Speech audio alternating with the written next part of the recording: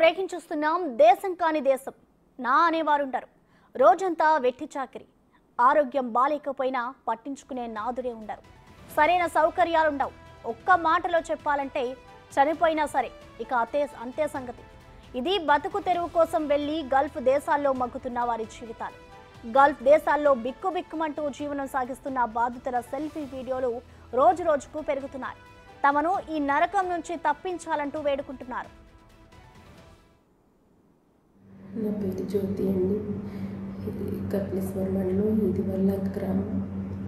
అయితే మాకున్న ఆర్థిక సమస్యను బట్టి నేను ఒక ఏజెంట్ నమ్మి నేను అబ్దవి వచ్చానండి. ముగ్గురు ఉంటారు. నన్ను ఇక్కడ తీసుకొచ్చి పెట్టారండి. ఎక్కడైతే ముగ్గురు లేరు. ఒక్కరిదాన్ని చేయాలి పని అంతా, అలాగే చేయించుకుంటున్నారు. అయితే సరిగ్గా తిండి పెట్టడం లేదు,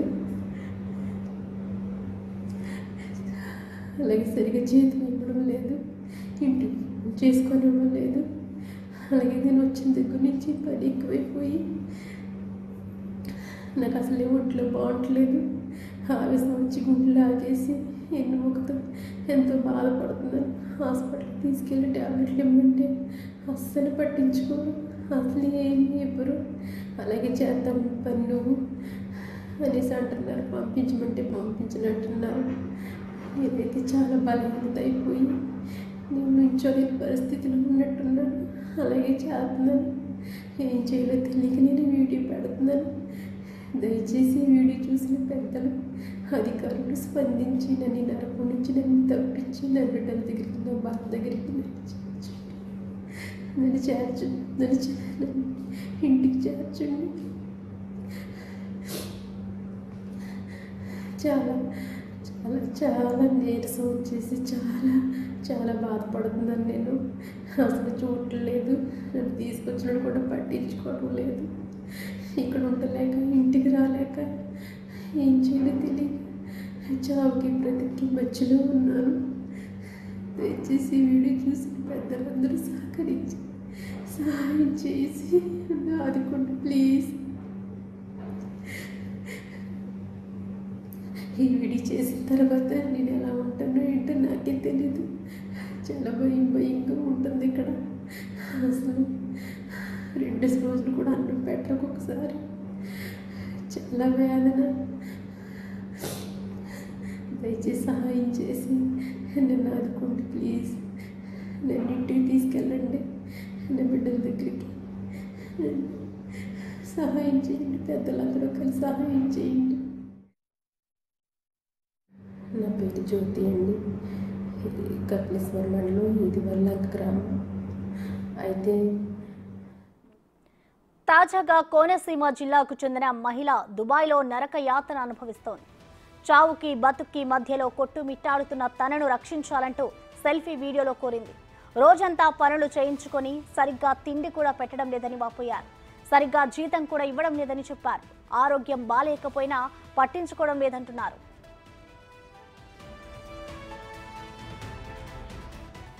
ఈ వీడియోపై ఏపీ మంత్రి నారా లోకేష్ స్పందించారు. జ్యోతిని క్షేమంగా ఇంటికి తీసుకొచ్చేలా చర్యలు తీసుకుంటామని స్పష్టం చేశారు. ఈ వీడియోను తన దృష్టికి తీసుకొచ్చిన బిగ్ టీవీకి ధన్యవాదాలు తెలిపారు మంత్రి నారా లోకేష్.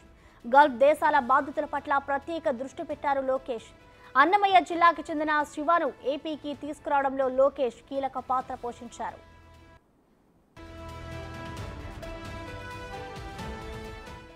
ఆ వెంటనే మరో మహిళ సెల్ఫీ వీడియో కన్నీటిని తెప్పిస్తోంది. మదనపల్లికి చెందిన హసీనా బతుకు తెరువు కోసం సౌదీకి వెళ్లారు. అయితే అక్కడ వారు పెట్టే హింసలు భరించలేనంటూ ఇక్కడే ఉంటే చనిపోవడం ఖాయమని చెబుతూ ఆమె సోషల్ మీడియాలో ఓ సెల్ఫీ వీడియో పెట్టారు.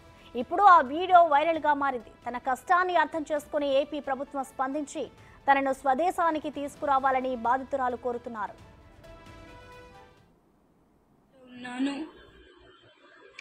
నాకు ఇక్కడ చాలా టార్చర్గా ఉంది సార్. ఇంట్లో వాళ్ళు చాలా టార్చర్ పెడుతున్నారు.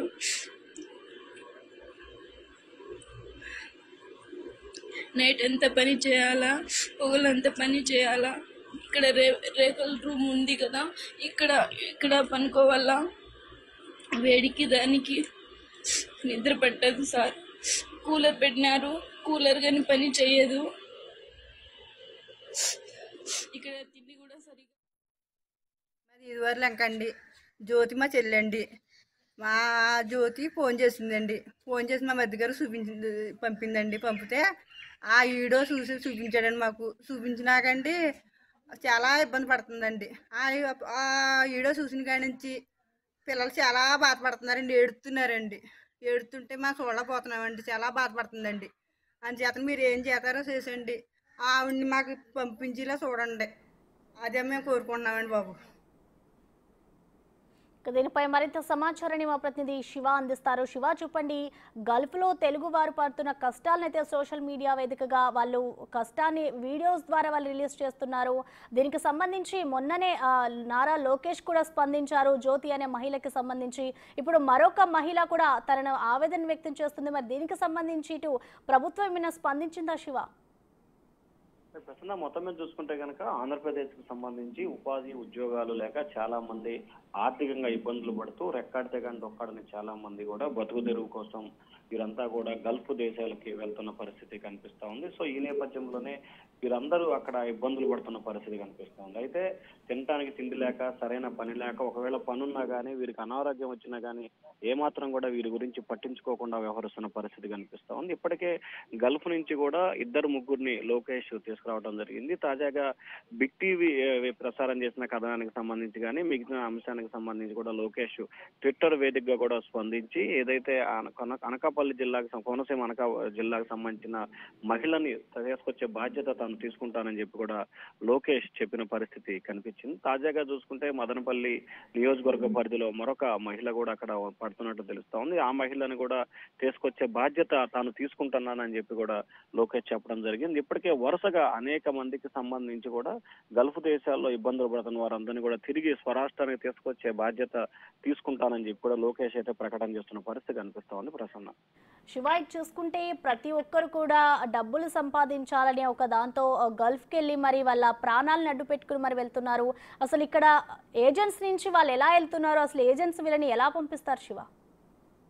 చూసుకుంటే కనుక చాలా మంది దళారులు, నకిలీ ఏజెంట్ల అవతారం ఎత్తి వారి స్వలాభం కోసం అక్కడ ఉద్యోగాలు ఇప్పిస్తాము అని చెప్పి కూడా నమ్మబలికి వారిని అక్కడ తీసుకెళ్తారు. కానీ అక్కడికి వెళ్ళిన తర్వాత వీరిని ఇళ్లలో పనిచేయించడం, అలాగే పెట్రోల్ బంకుల్లో పనిచేయించడం, పూర్తి స్థాయిలో ఇళ్లలో, షాపుల్లో పనిచేయించే దానికి సంబంధించి మాత్రమే వీళ్ళని వినియోగించుకుంటున్నారు. అక్కడ వారు అనుభవిస్తున్న ఇబ్బందులు భరించలేక తిరిగి రాష్ట్రానికి వస్తామని చెప్పి వారైతే చెప్తా ఉన్నారు. అయితే ప్రధానంగా చూసుకుంటే కనుక వీరందరికీ కూడా వీళ్ళ వద్ద నుంచి వేలాది రూపాయలు తీసుకొని మీకు అక్కడ మంచి మంచి ఉద్యోగాలు ఇప్పిస్తాము, నెలకి లక్షల రూపాయల జీతాలు వచ్చే విధంగా ఉద్యోగాలు ఇస్తామని చెప్పి నమ్మబలికి కొంతమంది నకిలీ ఏజెంట్లు ఇక్కడి నుంచి కూడా మహిళల్ని ఇక్కడి నుంచి తీసుకెళ్తున్న పరిస్థితి రెగ్యులర్ గా కనిపిస్తా ఉంది. సో ఈ నేపథ్యంలోనే వారు చెప్పిన మాయ మాటలు నమ్మి చాలా మంది అయితే అక్కడికి వెళ్ళి ఇబ్బందులు పాలవుతున్న పరిస్థితి కనిపిస్తా ఉంది. ఇటువంటి వారి పట్ల కఠినంగా వ్యవహరించాల్సిన పరిస్థితి మాత్రం కనిపిస్తా ఉంది.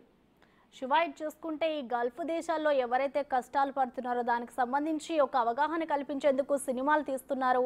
అలాగే వీడియోస్ ద్వారా వాళ్ళు పడుతున్న కష్టాలని స్వయంగా వాళ్ళే చెప్తున్నారు. ఇంకా ఈ గల్ఫ్ దేశాలకు అనేది వెళ్తూనే ఉన్నారు.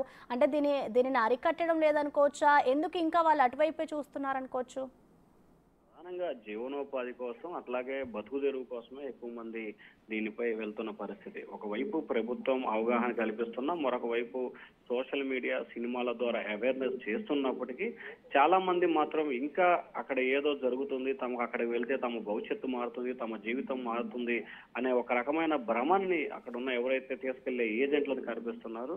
సో ఎవరికి వారు తమకు అలా జరగదేమో అనే ఒకే ఒక ఉద్దేశంతో వారు తరచుగా అక్కడికి వెళ్తున్న పరిస్థితి కనిపిస్తా ఉంది. సో కఠినంగా ఇక నుంచి ఎవరైతే గల్ఫ్ దేశాలకు వెళ్ళేటప్పుడు పాస్పోర్ట్లు తీసుకుంటున్న వ్యక్తుల పట్ల ప్రభుత్వం ముందుగానే వారికి ఒక క్యాంపు లాంటిది ఏర్పాటు చేసి ముందుగానే అవగాహన కలిగించిన తర్వాతే ఇక్కడి నుంచే పంపించే ప్రయత్నాలు చేస్తే మాత్రమే బాగుంటుందని చెప్పి కూడా పలువురు అయితే ఆశాభావాన్ని వ్యక్తం చేస్తా ఉన్నారు.